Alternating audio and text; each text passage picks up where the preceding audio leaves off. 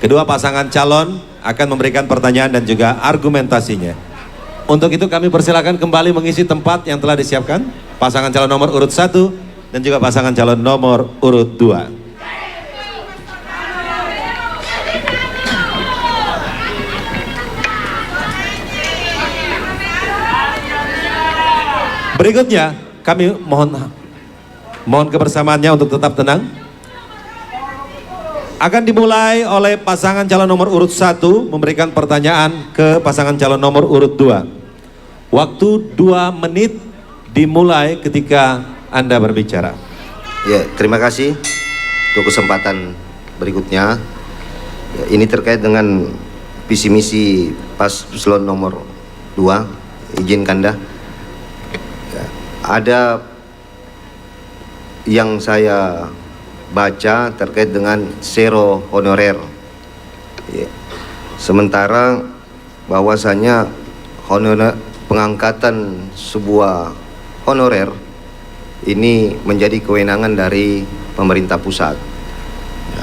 Kita ketahui bersama bahwa data tenaga honorer kita di bidang kesehatan itu kurang lebih 347 orang. Kemudian non-ASN honorer di pendidikan itu kurang lebih 1.900-an lebih. Nah, yang saya tanyakan bagaimana langkah-langkah Kakanda terkait dengan zero honorer ini. Ya, selesai. Masih ada waktu? Cukup. Baik, cukup pertanyaan yang diberikan oleh pasangan calon nomor urut 1. Selanjutnya dengan waktu 3 menit untuk menjawab pertanyaan yang telah diberikan, kami persilakan kepada pasangan calon nomor urut 2. Waktu dimulai ketika Anda berbicara. Iya, baik, terima kasih Dinda saya. Jadi saya perlu informasi diluruskan dulu. Tenaga honorer yang ada di kesehatan bukan 300 tapi kurang lebih 900 orang. Ya, kurang lebih 900 orang. Di program kami ada zero honorer. Ini kita akan mendorong pemerintah pusat. Memang yang menetapkan mereka menjadi honorer atau tidak pemerintah pusat, tapi formasinya kita yang buat sesuai dengan kebutuhan kita di daerah. Kemudian kita yang akan gaji, tergantung dari kemampuan kita untuk menggaji tenaga-tenaga honorer ini. Tenaga honorer ini kita akan dorong menjadi ASN. Kita dorong kepada pemerintah di pusat memberikan kesempatan kepada mereka, memberikan formasi, membukakan formasi sesuai dengan kebutuhan kita di daerah. Misalnya guru kita masih kekurangan banyak guru. Tenaga kesehatan kita masih banyak tenaga kesehatan. Kita dorong kepada pemerintah bahwa ini loh, kami punya formasi untuk menerima ASN. ASN itu perlu kita ketahui. ASN itu ada 2. Ada yang PNS dan ada yang P3, P3K. Ya, kita habiskan ini honorer yang mereka masuk ke P3K. Karena ASN itu tidak hanya PNS saja, tapi ASN juga adalah P3K juga itu adalah bagian dari ASN. Itulah yang upaya-upaya yang akan kami lakukan. Mendorong kepada pemerintah pusat, kita dorong, kemudian kita berikan. Ini formasi-formasi yang kami butuhkan di daerah. Sehingga anak-anak kami yang honorer, baik itu kesehatan, pendidikan atau di tempat lain, di bidang lain, itu kita pelan-pelan kita hapuskan yang menjadi pegawai perjanjian kerja P3K jadinya mereka. Ya, bukan PNS tapi P3K. Ini salah satu upaya yang akan kami lakukan terhadap adik-adik kita tenaga-tenaga honorer baik di kesehatan, pendidikan maupun tenaga-tenaga honorer di dinas-dinas lain yang terkait. Terima kasih. Baik, masih ada waktu? Cukup. Terima kasih. Selanjutnya kami persilakan kepada pasangan calon nomor urut 1 untuk merespon jawaban dari pasangan calon nomor urut 2. Waktu yang diberikan 2 menit mulai saat Bapak berbicara. Terima kasih kesempatan yang kedua. Saya kira data 347 tadi Kanda tenaga kesehatan itu yang ada di rumah sakit RSBG. Untuk 14 puskesmas data itu kurang lebih memang 900-an. Nah, ini klarifikasi. Kemudian ada aturan, ada regulasi terkait dengan honorer ini, yaitu cuma 2 opsinya. Regulasi terkait dengan peraturan pemerintah tahun 2024 ini, bahwa honorer ini sudah tidak boleh lagi ditambah oleh pemerintah daerah, bahkan harus dihabiskan. Opsinya cuma dua, P3K full time dengan P3K paruh waktu. Nah, ini dua opsi yang kemudian hari ini ada di regulasi ini. Nah, olehnya itu saya kira ini menjadi hal yang perlu kita pedomani, kita patuhi sebagai pemerintah ke depan, bahwasanya memang ini menjadi kewenangan pemerintah pusat terkait dengan pengangkatan ini. Ya, kemudian dari sisi kuota ASN, saya kira tadi yang sudah dipaparkan oleh kakanda saya, Kakanda Pak Jayadin, bahwasanya memang ada formasi sesuai dengan kebutuhan. Saya kira itu normatif dan memang berdasarkan dengan regulasi yang ada. Saya kira itu. Terima kasih. Masih ada waktu? Cukup? Baik, cukup. Kita berikan apresiasi yang luar biasa untuk kedua pasangan calon nomor urut 1 dan juga nomor urut 2. Baik, hadirin dan pemirsa TVRI serta Anawai TV dan juga pendengar RRI. Selanjutnya kita akan memberikan kesempatan untuk pasangan calon nomor urut 2 memberikan pertanyaannya ke pasangan calon nomor urut 1. Waktu 2 menit dimulai ketika Anda berbicara. Ya, pertanyaan ini tidak susah, Dinda. Artinya sebagai selama ini kita sudah menjalani pemerintahan, saya kira kita sudah paham.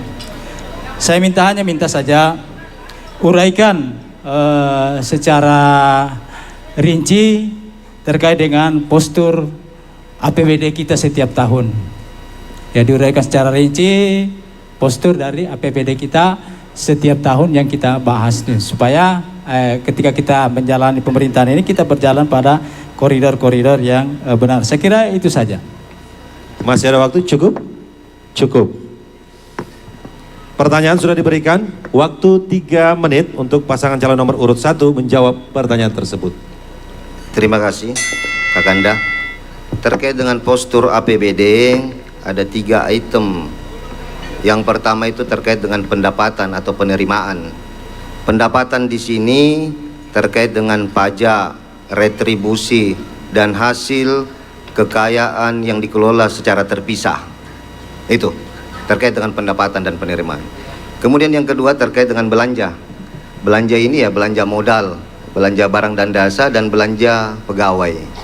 Kemudian yang ketiga yaitu persoalan pembiayaan. Pembiayaan ini kadangkala di situ bisa penyertaan modal, kemudian di situ ada sisa lebih perhitungan anggaran atau silpa, dan saya kira akumulasi ini dari 3 item postur APBD kita ini yang kemudian menjawab sebenarnya kapasitas fiskal atau kemampuan real keuangan Kabupaten Kolaka itu berapa besarannya. Saya kira itu dari saya. Terima kasih, Kanda.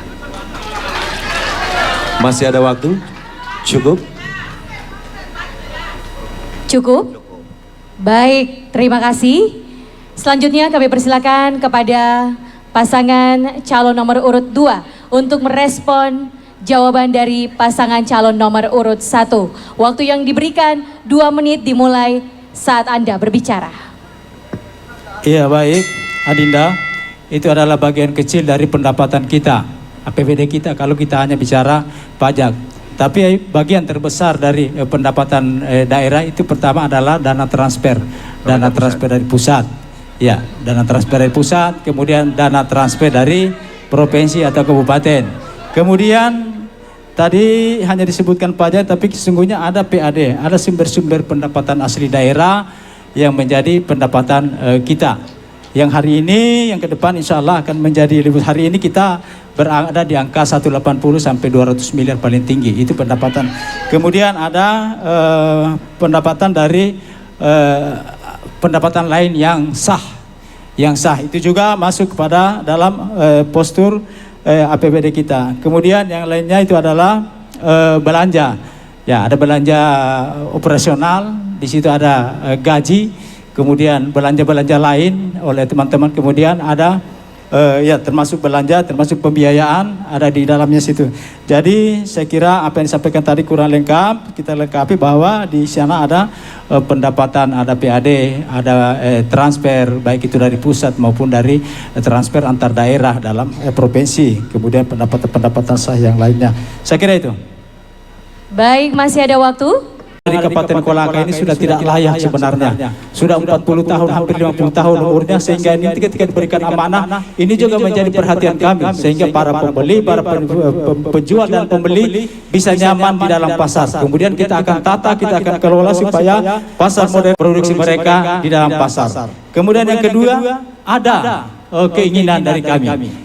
Kita kemarin sudah membentuk ada yang namanya bangunan Sikim, sentra industri kecil dan menengah. Itu kita akan aktifkan kembali. Karena Mubasir kita sudah bangun, kita bangunkan rumah-rumahnya untuk mereka berproduksi, teman-teman UMKM bisa berproduksi tapi tidak dimanfaatkan hari ini. Kita akan bangun itu kembali, kita akan tata, kita akan kelola agar apa yang kita sudah bangun dengan biaya yang besar itu bisa dimanfaatkan oleh saudara-saudara kita UMKM yang ada di Kabupaten Kolaka. Termasuk ada tempat mereka bisa menjual hasil-hasil UMKM mereka, sehingga ketika orang datang, misalnya datang jalan-jalan ke rumah sakit, mereka bisa berbelanja di UMKM, bisa berbelanja oleh-oleh di tempat yang kita sudah siapkan. Mudah-mudahan itu kita diberikan amanah memimpin, itu yang akan kita lakukan. Kemudian juga yang tidak kalah pentingnya bahwa selain pasar raya yang ada di Kabupaten Kolaka, pasar-pasar, kemudian kita akan berikan pasar-pasar yang ada di beberapa kecamatan, sepertinya sudah tidak layak juga untuk kita, termasuk pasar Dawi-Dawi, itu menjadi perhatian untuk kita sentuh, kita perbaiki, kemudian kita tata kelola dengan bagus, sehingga teman-teman di lain yang pasar sekarang, teman-teman UMKM juga kita berikan ruang untuk mereka masuk di dalam pasar untuk menjual hasil-hasil atau produksi-produksi dari UMKM yang ada di Kabupaten Kolaka ini. Saya kira ini sementara. Masih ada waktu? Ya, saya tambah satu poin bahwa sehubungan yang dikatakan tadi paslon nomor 1 menanyakan masalah akses. Ya, kami juga di program kami untuk akses jalan ke pasar mungkin bisa nanti kami rabat beton. Karena ada di program kami rabat beton 10 km per kecamatan. Terima kasih. Baik, waktu habis. Kami persilakan kepada pasangan calon nomor urut 1 untuk merespon jawaban dari pasangan calon nomor urut 2. Waktu yang diberikan 2 menit dimulai saat Bapak berbicara. Yang kami perjelas kembali dari pertanyaan tadi Kanda terkait dengan hasil produknya UMKM ini. Ya, karena apapun alasannya, akses pasarnya ada, kemudian tidak ada daya saing terkait dengan produknya ini. Makanya tadi saya singgung terkait inovasi apa yang dilakukan pemerintah agar supaya produk-produk UMK ini bisa ada daya tarik dari para pembeli. Ya, apapun alasannya, intervensi pemerintah itu harus hadir. Ya, saya kira mulai dari inovasi prosesnya, bagaimana kemasannya, ya, kemudian bagaimana inovasi terkait dengan lingkungan dan akses pasarnya. Kemudian yang ketiga, bagaimana permintaan pasar, inovasinya, ya, dan yang terakhir, ya, inovasi ya terkait dengan bagaimana ke depan, ya, ini produk dengan kemasan yang bagus dan punya space untuk layanan agar unik dan bisa memberikan daya tarik kepada pembeli. Kemudian Adinda saya paslon nomor 2, bukan akses jalan tetapi akses pasar. Akses pasarnya ini, bagaimana produk ini pemerintah hadir untuk membangun komunikasi dengan pihak swasta agar akses pasar ini bisa terbuka dan produk-produk ini bisa dijual ke pasaran. Saya kira itu dari saya, Kanda. Izin. Masih ada waktu? Ya. Ya, terima kasih. Tadi saya menanggapi tentang pasar rakyat dan Sikin. Pertanyaannya sekarang bahwa 10 tahun ini kemana, Kanda? Tabe. Baik, waktu habis. Terima kasih. Kini saatnya kita berikan apresiasi tepuk tangan yang luar biasa untuk pasangan calon nomor urut 1 dan juga nomor urut 2. Mohon tetap tenang Bapak Ibu sekalian. Tetap tenang. Baik, Baik. cukup ya, cukup untuk dukungan euforianya, cukup. Karena selanjutnya saya akan mempersilahkan pasangan calon nomor urut 2 untuk memberikan pertanyaannya kepada pasangan calon nomor urut 1. Waktu 2 menit diberikan ketika Anda mulai berbicara. Baik, adinda saya paslon nomor 1, saya ingin bertanya ketika masih terkait dengan pendidikan tadi.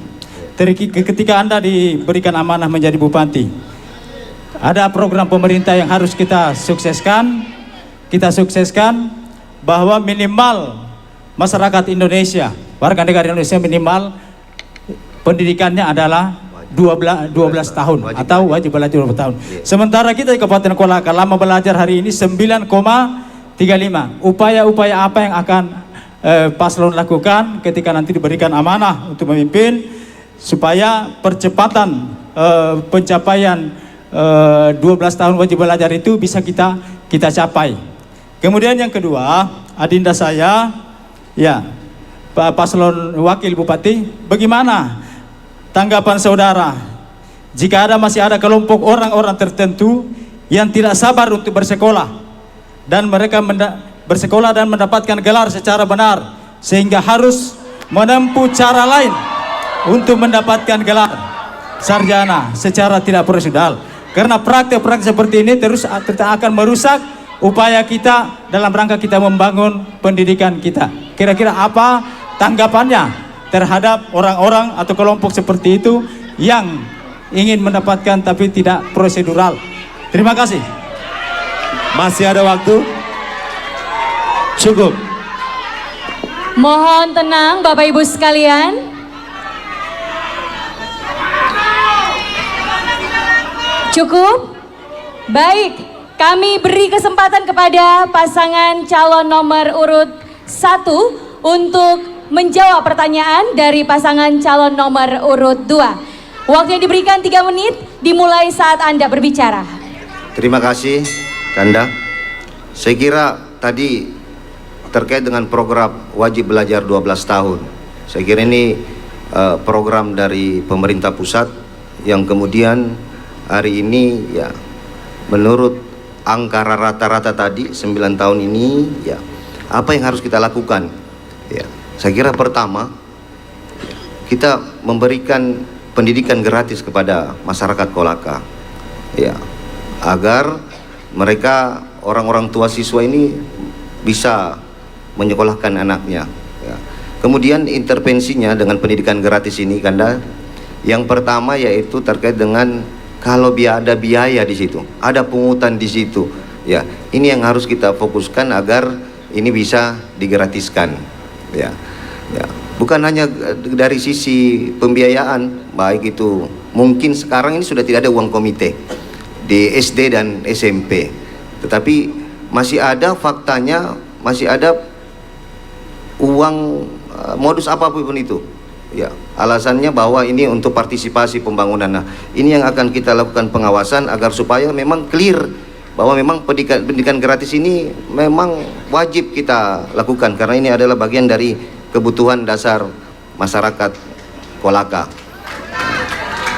Kemudian ya terkait dengan itu saya kira ke depan yang langkah selanjutnya yang akan kita lakukan ya memberikan anak-anak kita ya secara gratis setiap tahun ajaran baru itu baju seragam ya, baju seragam satu paket dengan sepatu dan tas bahkan dengan bukunya ya. Kalau melihat datanya kita di SD itu setiap ajaran baru itu kurang lebih 4.000-an anak kita yang kemudian masuk menjadi siswa di SD. Sebaliknya juga di SMP itu kurang lebih 4.038 siswa yang kemudian mau masuk dalam tahun ajaran baru. Ini yang ke depan yang akan kita lakukan. Ya, kemudian kita melebarkan ini pendidikan gratis ini bukan hanya kepada siswa yang berprestasi, dan berdomisili di Kabupaten Kolaka, tapi kita berharap ke depan anak-anak kita yang kemudian memimpin satu organisasi, baik organisasi di sekolah maupun organisasi di luar sekolah, ini kita berikan apresiasi dan reward untuk memberikan beasiswa secara gratis. Kenapa seperti itu? Ya, kita berharap ini ada keberlanjutan kepemimpinan ke depan di masa-masa yang akan datang. Terima kasih. Waktu habis. Selanjutnya, kami persilakan kepada pasangan calon nomor urut 2 untuk merespon jawaban dari pasangan calon nomor urut 1. Terima kasih. Waktu yang diberikan 2 menit dimulai saat Anda berbicara. Ya, terima kasih Adinda. Hanya jawaban yang panjang lebar tadi tidak menyelesaikan masalah dengan apa yang saya tanyakan. Ini kita mengejar wajib belajar 12 tahun. Kalau di program kami nanti kita akan hidupkan paket-paket. Ada yang namanya paket C. Karena untuk menghitung lama belajar, setiap orang itu dihitung dari angka 25 tahun ke atas. Kalau ini biar kita berikan anak-anak SD, kita berikan beasiswa, bahkan kita bayar tidak menyelesaikan masalah yang ada. Jadi kami akan menghidupkan paket C ke paket B, paket A, kemudian kita berikan kepada tutornya kita berikan insentif yang memadai. Ini baru bisa menyelesaikan masalah. Kalau yang tadi itu kami juga ada. Kami bahkan 10.000 seragam sekolah setiap tahun yang kami siapkan. Ya, beasiswa 3S. Anak-anak kita yang tamat belajar, kita berikan kesempatan. Ada beasiswa 3S kami tertulis. Tidak mengada-ada. 3S itu sarjana S1, S2 dan S3. Kita fasilitasi mereka untuk bersekolah. Karena kita mau bahwa anak-anak kita Indonesia secara keseluruhan dan Kolaka juga secara khusus tidak ada lagi anak-anak yang hanya SD, tamat SMP. Harus minimal tamat SMA 12 tahun. Wajib belajar yang dicanangkan oleh pemerintah. Kemudian kita berikan perbaikan insentif bagi guru-guru kita. Saya kira ini hanya tadi tidak terjawab. Yang satu, bagaimana tanggapan Adinda ketika menjadi bupati? Kalau ada kelompok-kelompok yang tidak prosedural mengikuti pendidikan yang formal, mencari jalan-jalan pintas, kira-kira bagaimana tanggapan seperti ini? Karena ini akan mengganggu program peningkatan pendidikan kita. Terima kasih. Masih ada waktu? Baik, cukup. Terima kasih kepada kedua pasangan calon. Dan kita berikan tepuk tangan yang meriah Bapak Ibu sekalian untuk pasangan calon nomor urut 1 dan juga nomor urut 2. Selanjutnya kami persilakan untuk sementara kembali ke tempat pasangan calon nomor urut 1 dan juga nomor urut 2. Terima kasih Anda masih bersama kami menyaksikan debat pertama malam ini yang tanpa terasa kita sudah memasuki sesi yang terakhir. Dalam sesi ini kedua pasangan calon akan mengelaborasi dari tema besar dan subtema yang dibahas pada malam ini yang juga disampaikan sekaligus sebagai closing statement dan juga pesan pamungkas dari kedua pasangan calon. Untuk itu kami kembali mengundang kedua pasangan calon untuk nomor urut 1 dan juga nomor urut 2 kembali berada di tempat yang telah disediakan.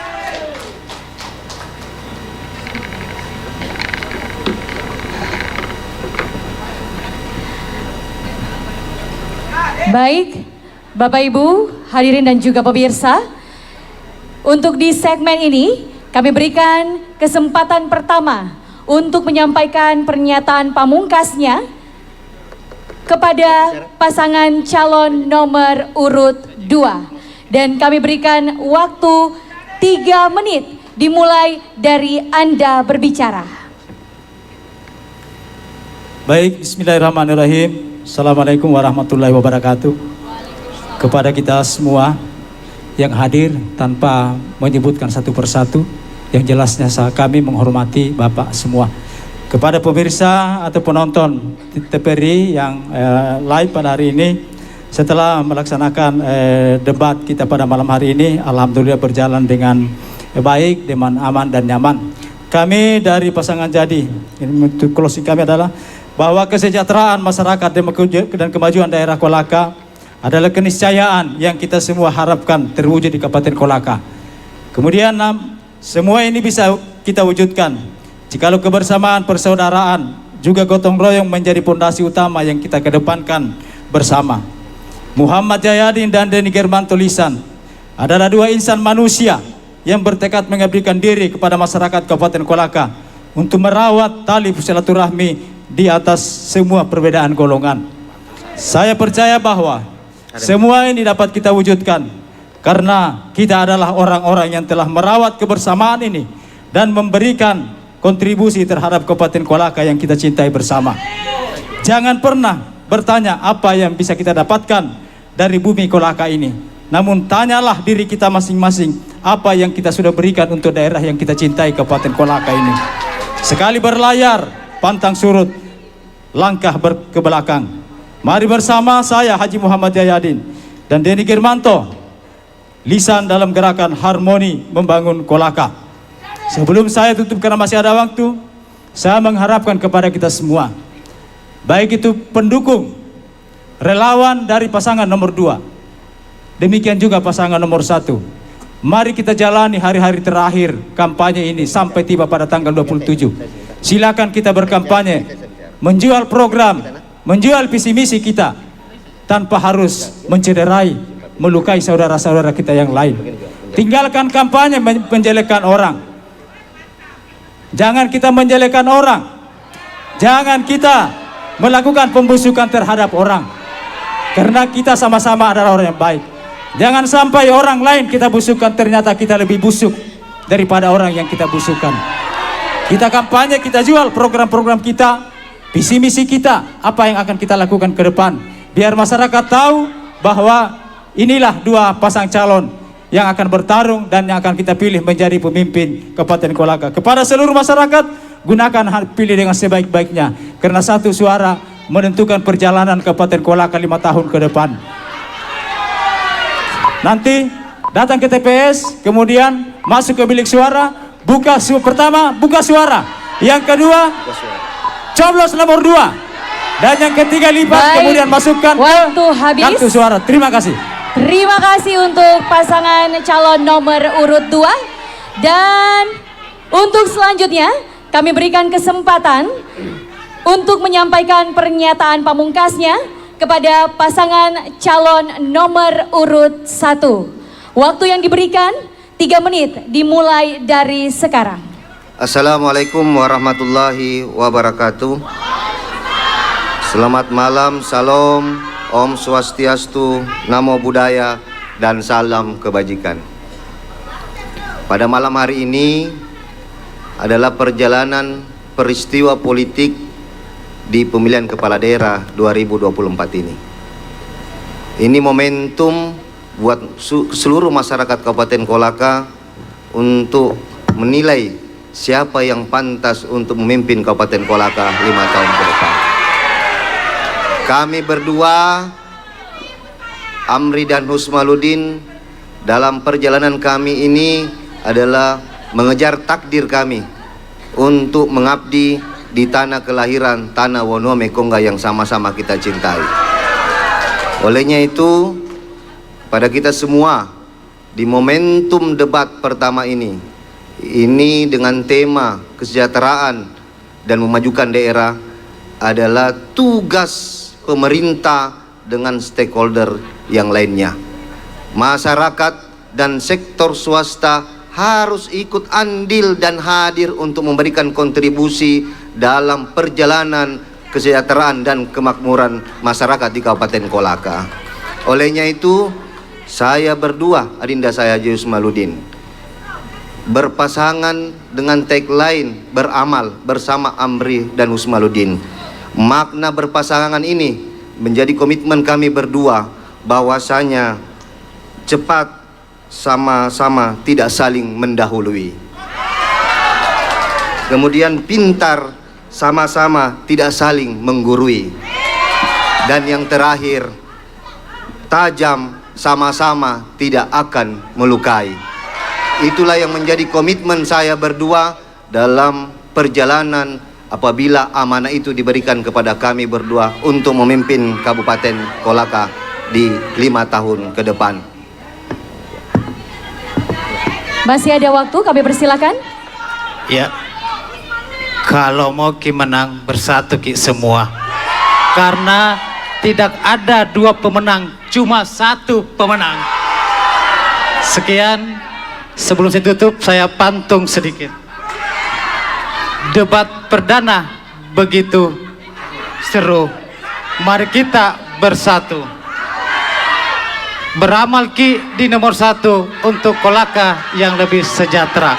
Wassalamualaikum warahmatullahi wabarakatuh. Waalaikumsalam warahmatullahi wabarakatuh. Masih ada waktu, cukup. Cukup. Baiklah hadirin, kita berikan apresiasi tepuk tangan yang luar biasa kepada para calon pemimpin Kabupaten Kolaka.